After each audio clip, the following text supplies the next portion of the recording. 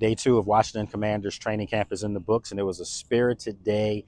This team was getting after it again, and you saw a lot of the younger guys taking next steps. Obviously, it's only 2 days of practice, but the signs are very encouraging. They're working hard. It's going smooth, just trying to learn new stuff every day, and just want to get better as training camp go on. So that's the main focus, just staying locked in.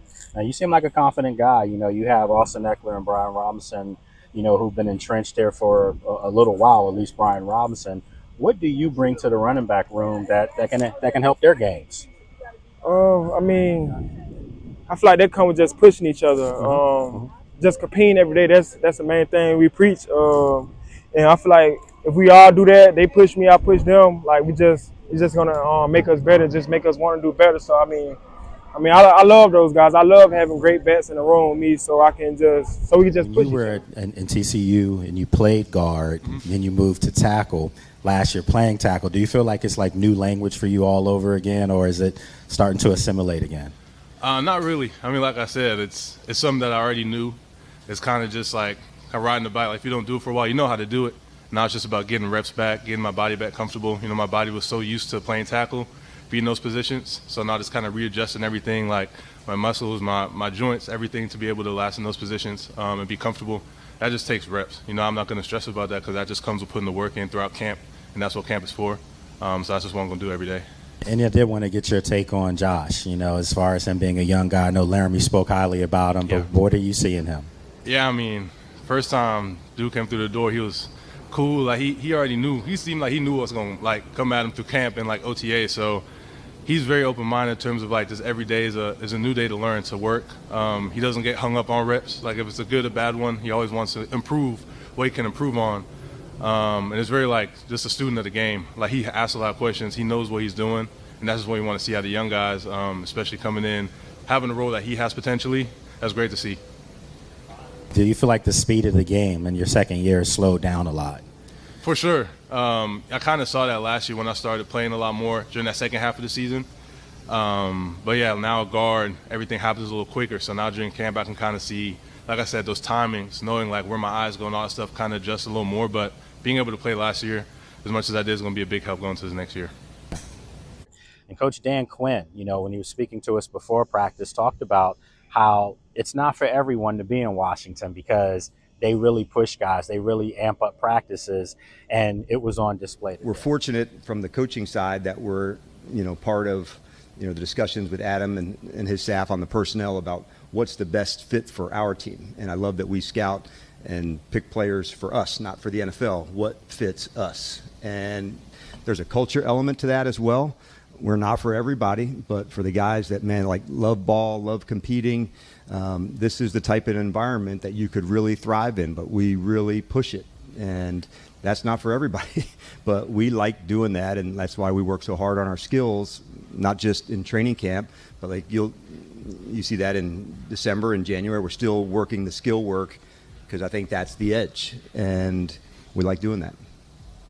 Another person that, you know, is here with me that actually saw the practice today. We're going to have him on here in a second, and that's Mr. David Harrison. David Harrison does a great job for WUSA Channel 9 here in D.C., and he also has a really good podcast, the Locked On Commanders podcast.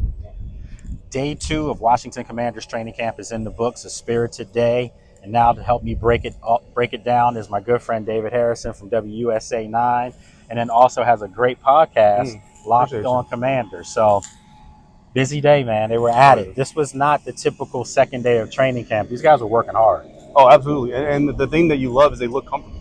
Like offense, defense, even when the offense wins or the defense gets a good rep, they all look comfortable. Like this doesn't look like a second day of training camp group. This almost looks like a second week of training camp group. Like I'm already antsy for them to throw on pads and go hit the Patriots, and we're still a little bit away from that. Yeah, and you know, when you look at some of the young guys out there, they're just blending right on in, and a lot of them don't look lost. You know, normally in training camp, early in training camp especially, Dave, you see guys that just look a little behind the curve.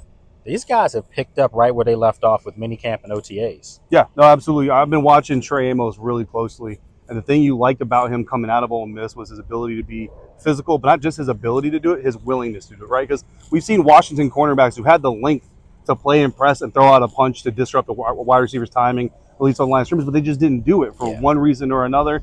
But Trey Amos, man, it doesn't matter if it's Luke McCaffrey out there, Debo Samuel out there. He's throwing an arm into that chest and he's punching your shoulder and he's getting your timing off and he's playing aggressive. And just that confidence and that speed that he plays with, the coaches are going to love that because they can really work with that and mold him the way they want to.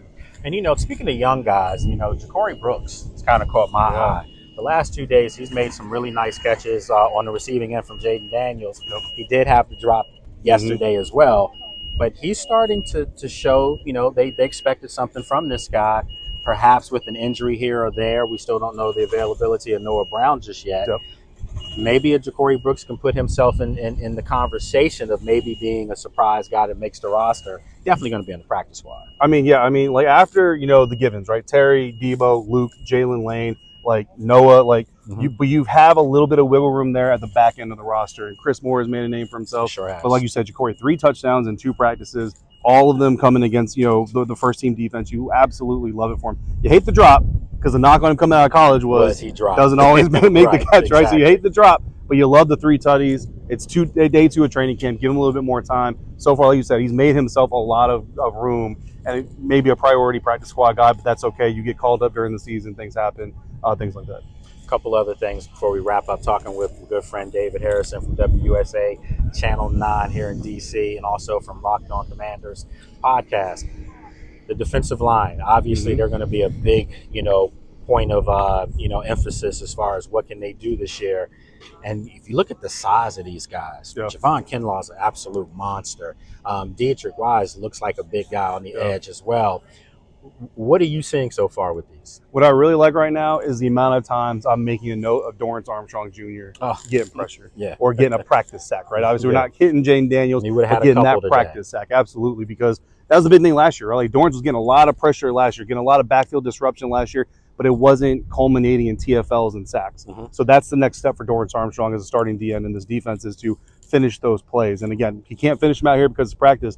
But, man, the position he's been in to finish those plays in the future, like he's looking really, really good so far. I'm glad you said that because not a shameless plug here, folks, but on Heavy.com I wrote an article 2 nights ago, and it was about 3 players to take a look at going into training camp that I think could have really impactful years. Dorrance Armstrong was one of them, and he's proving that right now. He only had 5 sacks last year, but he was disruptive. He was around the football quite a bit, and I do think with the additions, some of the guys we just said, and also the old man who, by the way, today had a day off, Von Miller. I think that those guys will help Dorrance Armstrong tremendously be able to be a little bit more free on that line. Yeah, absolutely. Even if it's just getting pressure on their side, which kind of funnels the guy over, because a lot of those pressures that didn't turn into sacks is because quarterbacks were either able to kind of drift away from him or get the ball out in time. Well, that quarterback is now working towards Dorrance because someone on that other side, maybe a Von Miller, right, is coming around getting pressure. That's going to push him into Dorrance Armstrong. That's that half a second he needs to turn that pressure into a sack. And then finally, we can't go a day without talking about the big issue, obviously, Terry McLaurin. I wrote yesterday that I could see his reps looking in the 32 to 34 million range. I think we all are in agreement that that's kind of high, for a player that's going to have that age that in 2 years when the contract kicks in, is going to be 31 years old. So if I were to ask you, and this is just us, playful banter here, what would be the number you think would get this thing done for Terry? I think the number that Terry wants definitely starts with a 3. Absolutely. As far as annual average value, I said 30 gets it done. I think when we started this conversation, like early in the offseason, I was at 32.5. I think right now, 28 million is probably like Terry's not going to like taking a number without a 3 on it. But I think if you can get 28 million with a good amount of guaranteed, I think you have to take that deal for Terry McLaurin. We'll see, because I definitely think he wants that 3 in there. Well, wanting the 3 and getting the 3 are 2 different things. And as I've said before, and I will say this to Terry gladly, with all due respect, where is he going to have a better situation than right here? With number 5 throwing him the football, with a team that's ascending, with the fanfare that's coming universally, game in Spain. I just think that there's going to have to be some bending on both sides here. But I do think that this thing's getting done over the next couple of days. And sometime next week around this time, we're not having this conversation. So, folks, right here in Ashburn, I'm Lake Lewis, along with my good friend, David Harrison. All right, appreciate David for joining us. And as you can tell, it's hot out here. It's sunny. Tomorrow, there's a heat index advisory in effect, so practice will be moved up. It's going to start at 8 o'clock. Dan Quinn's going to speak to us at 7:30 early in the morning. So we'll have more from Commanders Day 3 tomorrow here in Ashburn. I'm Lake Lewis.